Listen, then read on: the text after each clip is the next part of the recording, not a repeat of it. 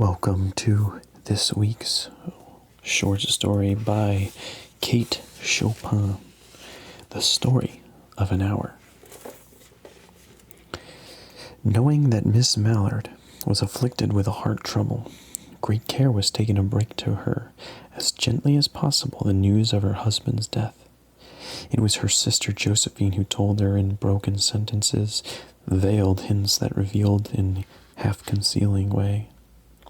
Her husband's friend Richards was there too.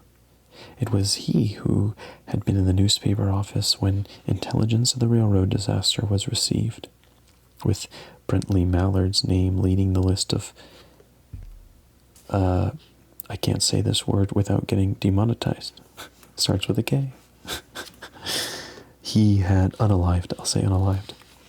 He had only taken the time to assure herself of its truth by a second telegram, and had hastened to forestall any less careful, less tender friend in hearing the sad message. She did not hear the story as many women have heard the same, with a paralyzed inability to accept its significance. She wept at once with sudden, wild abandonment in her sister's arms. When the storm of grief had spent itself, she went away to her room alone. She would have no one to follow her. There stood, facing the open window, a comfortable, roomy armchair. Into this she sank, pressed down by physical exhaustion that haunted her body as it seemed to reach her soul. She could, in the open square before her house, the tops of trees. She could see them, that they were aquiver with the new spring life. The delicious breath of rain was in the air. In the street below, a peddler was crying his wares. The notes of a distant song, which some was singing, reached her faintly, and countless sparrows were twittering in the caves. There were patches of blue sky showing here and there through the clouds that had met and piled one above the other in the west facing her windows. She sat with her head thrown back upon the cushion of the chair, quite motionless except when its sob came into her throat and shook her, as a child who has cried itself to sleep continues to sob in her dreams. She was young, with a fair, calm face, whose lines bespoke repression and even a certain strength, but now there was a dull stare in her eyes, whose gaze was fixed off yonder on one of those patches of blue sky. And it was not a glance of reflection, but rather indication, a suspension of intelligent thought. There was something coming to her, and she was waiting for it fearfully. What was it? She didn't know. It was too subtle and elusive to name, but she felt it creeping out of the sky, reaching toward her through the sounds, the scents, the color that filled the air. Now her bosom rose and fell tumultuously.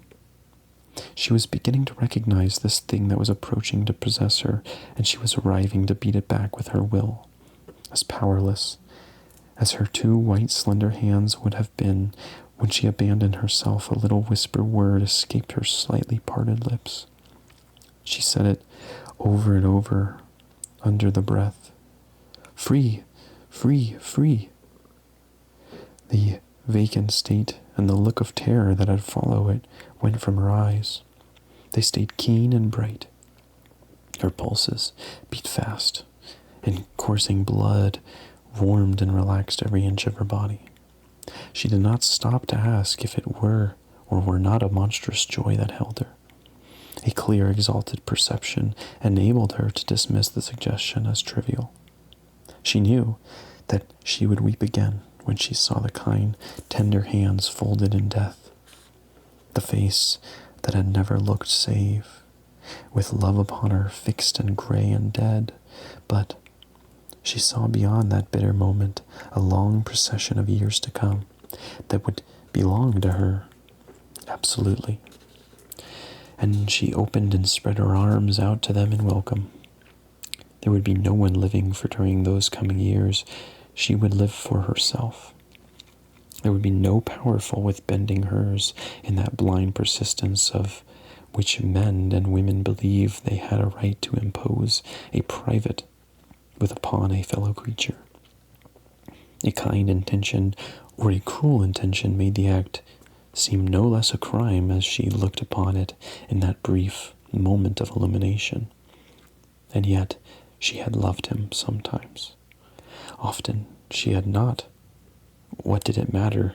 What could love, the unsolved mystery, count for in the face of this possession of self-assertion, which she suddenly recognized as the strongest impulse of her being? Free, body and soul free, she kept whispering. Josephine was kneeling before the closed door with her lips to the keyhole, imploring for admission. Louise, open the door, I beg, open the door. You will make yourself ill. What are you doing? Louise, for heaven's sake, open the door. Go away. I am not making myself ill. No, she was drinking in a very elixir of life through that open window.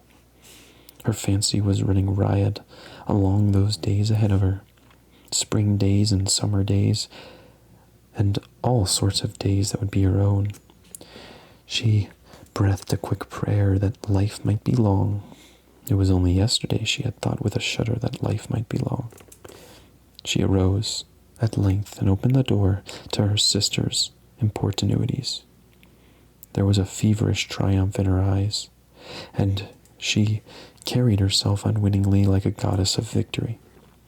She clasped her sister's waist, and together they descended the stairs. Richard stood waiting for them at the bottom. Someone was opening the front door with a latchkey. It was Bentley Mallard who entered, a little travel-stained, composedly carrying his gripsack and umbrella.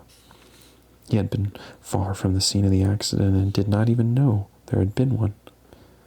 He stood amazed at Josephine's piercing cry, at Richard's quick motion to screen him from the view of his wife. When the doctors came, they said she had died of heart disease, of the joy that kills.